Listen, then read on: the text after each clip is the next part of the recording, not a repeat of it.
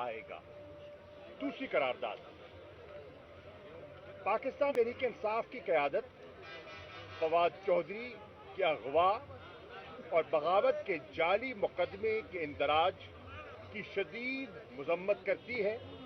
और इनके जिस्मानी रिमांड पर दिए जाने और इनसे दहशत गर्दों जैसा सलूक रवा रखने पर शदीद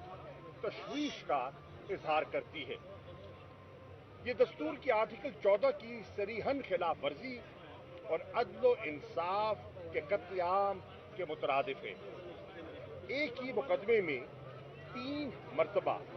जिस्मानी रिमांड दिए जाने की कोई नज़ीर इससे पहले दस्तयाब नहीं है। तहरीक इंसाफ चीफ जस्टिस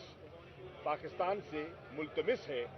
कि इस सरीहन नाइंसाफी का फौरी अज खुद नोटिस लिया जाए और आज की इस मीटिंग में हमने उनकी अहलिया जो मेरे साथ खड़ी हैं हिबा, उनको भी दावत दी ताकि ये जो एक माँ की जो एक बच्चियों को जो तड़प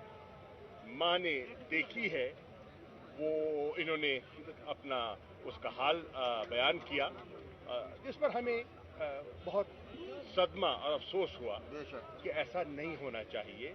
और हम तवक्को करते हैं कि फवाद चौधरी को इंसाफ मिलेगा और रिहाई मिलेगी।